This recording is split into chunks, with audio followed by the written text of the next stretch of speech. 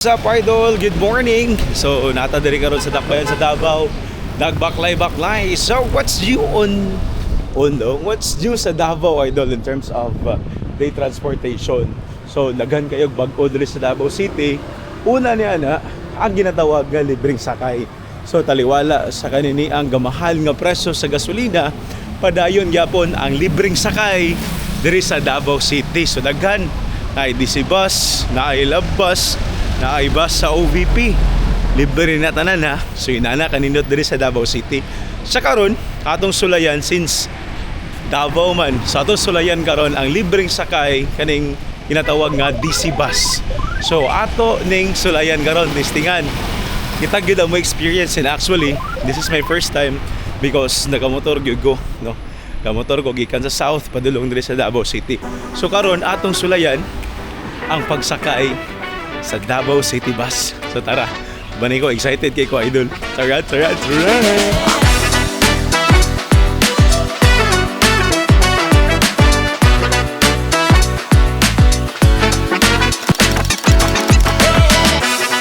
So karon, idol, while we are waiting sa ato ang libreng sakay, natay nakita diri nga mga pasahero pod, sila ma'am, ayan, sila ma'am nga nagpaabot pod sa libreng sakay. Paturil ma'am, no? Karon ma'am, unsa ba ang advantage nga natay libreng sakay diri sa Davao City, ma'am? Kay despite of kabalo namang gyud nagmahal ang gasolina, nagmahal ang mga palaliton, bilang usa ka commuter, ma'am, o pasahero, unsa ba ang advantage nini sa imo? Makatabang sa katawhan, mga estudyante, pare sa amuan ang mga kuan na ilakwan na lagyo, kabalo mi na ay kuan ka ng libre. Daghang yun. Makaingon sila na mas maayo gyud daw yung nana makatabang sa ilaha. Bugnaw ba gyud mo kay naka-aircon? Tama, tinuod ba? Oh, First time mo ko musakay, ma'am. Ikaw, ma'am. limpyo siya, umot. Limpyo gyud niya, bawal. Umot ang driver. Mo na important. Alam sa ma'am, sa ma'am.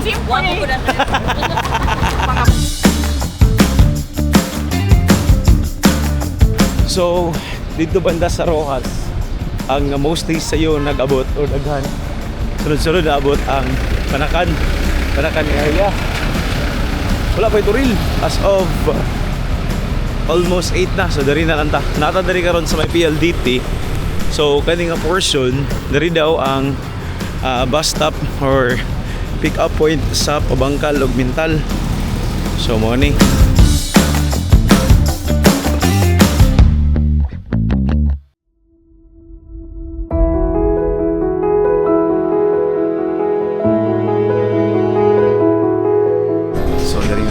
Makita na to kung asa ang dropping point. So na siya mapa, bro. Na siya maps. So makita niyo kung asa munong kung asa siya kutob. Grabe. Only here in Davao City.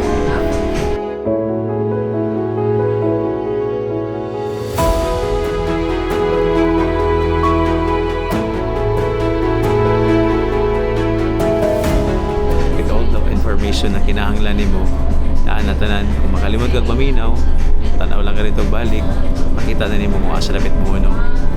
Grabe kanindot sa DC bus.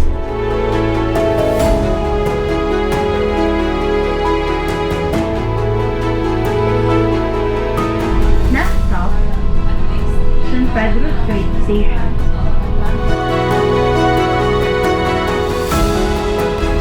Dugang na po di according sa mga pasahero na atong na-interview diri, na convenient daw kung sa tuwang na-experience po. Grabe, hindot kayo lingkuran, umot, tinod yun ang gingon, humot, and ang lingkuran na naum kayo sa likod, na makarelax sa malikod. Huwag ang pinakanindot, ani idol, fully air condition. Grabe, kabugnaw diri sa sulod.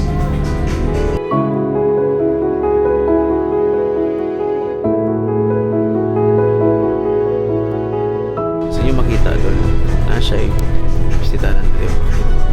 So bumulong ka, medyoto na rin.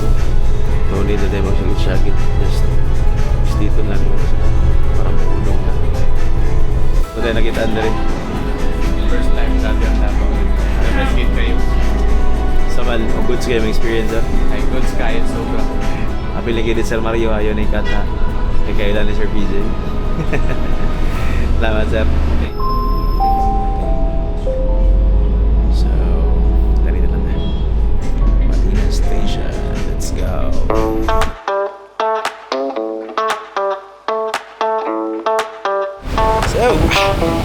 sir ha. Salamat kayo nila sir. Thank you po. That was my experience sa libreng sakay. Grabe. Ang comfort na gihatag sa imo. Ang sa paglingkod pa lang, nindot kayo, lingkuranan, haom kayo sa likod. Kanang dili sakit. Limpyo ang palibot, humot ang palibot. So karon after na to sa DC Bus, another new mode of transportation na pod ang atong experience karon. So kung unsa na, how?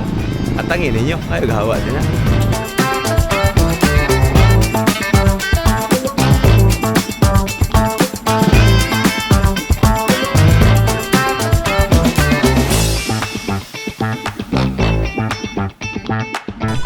So, atong gi-experience karon idol ang kaning electric taxi diri sa Davao.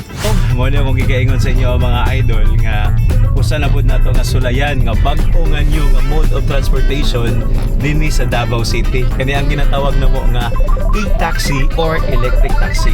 Very humot pagyud kaayo and at the same time bag-o pagyud kaayo sa sulod idol. Convenient po kay pwede ma-move ang bangko nga akong gilingkuran, dili ko mahuot diri nga mura ko maumol sa dashboard, pwede ra siya matras, pwede ra siya maabante. Cover to si sir sa driver po sa e-taxi. Nag-chat ko sila hanga Facebook page kung kinsay available nga e-taxi. Responsive, dali ra kayo nga mo reply ang ilahang text line sa Maligaya, particular sa e-taxi Kudos. So kinsa man ang operator nga nagpaluyo din ha, shout out si Maria ma'am. So nakauban sa kuya si pangalan ginato Sir Idol Si Sergio Andaya Jr. Aba Sergio Andaya Jr. Nagsiyahan sa pag-burnout sa gwapo nga driver, limpyo nga panamit, susukot, kumpleto ng uniforme, nakasapatos, humot, limpyo na panglawas, kuko, humot, limpyo na Gracias, sunod Romero, sa taxi. Sa tanan, mapahiyuman sa iyang mahal na mga pasero. Dagang salamat at maayo po na. Wow, kuya Woy mura. Reklamo nga itong airport arrival. So again idol mura siya DC bus nga naa siya reminder nga dili ka magpataka og butang sa imong gamit, dili nimo pasagdan og bisag asa sa imong gamit og i-check gyud pud nimo kung ang ilahang naa diri tanan nag-function ba, sama na lamang aning ilahang metrohan idol, mo updated ba. So gi-remind gyud ta, gipa-remind ta silang operator nga dapat naa gyud na tanan nag-function gyud tanan og labaw tanan, humot og gwapo ang driver, naka-uniform og naka-sapatos and mo-obey sa traffic rules. So approve. So, this is our experience sa e-taxi and salamat kay Sir Idol sa paghatod sa tuwag safe and sound. So, kini isa sa mga mga bag-o nga new nga transportation diri sa Davao City. Sir, salamat sir. Okay, salamat. Salamat sir.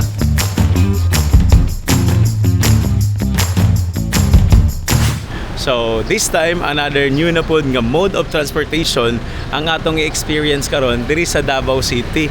So kaganina human ta sa e-taxi. So karon ang atong i-try na pod kining bag-o sa Davao City kaning Ride It. So si makita di idol, Ride It nga application pod ang atong i-try diri. So actually nasa duha ka kapilian. So depende sa imo kung moto taxi ba ka. So kung mag-taxi ko sa location nasa sa 81 pesos. Kung mag-e-taxi ko, nara siya sa 36, ay sa mototaxi, nara siya sa 36 pesos. So karon, listingan na to ng mototaxi from my location going back dito sa station. So tara, atong i-book karon ang kaning mototaxi. So try na to niya.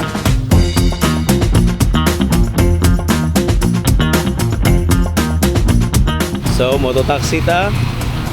One people. Done.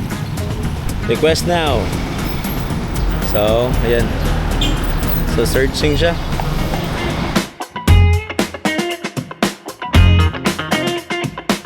After na to, nagpaabot og 1 minute sobra. So, nanatay driver nga padulong na daw. So, makita diri idol. Makita nimo kung kinsa ang imong driver. So, ato driver karon si Crisante.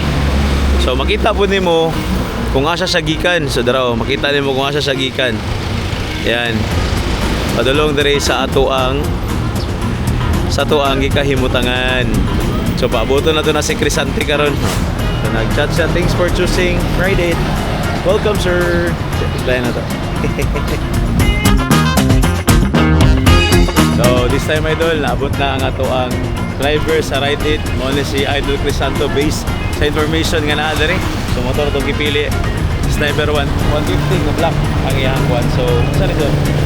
So naabot siya ay hairnet para protection sa ato ang ulo. Dili protection nga diha ta mag-helmet para dili mo kapit ang baho sa atong ulo or baho pud sa naguna og suot sa atong helmet.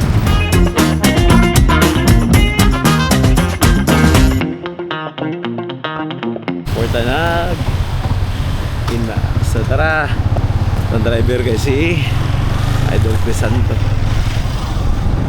So kumusta inyo ang kuan ani sir experience nga nag-drive ka ani sir kusog good? Oh, pasok-pasok ako, sir. Sabi na peak hours sir no? Nag-peak hours. Kailan na ba ni ka months or years sabi nag-operate diri sir? Mag 1 year na, karong March. Oo, dugay na din no?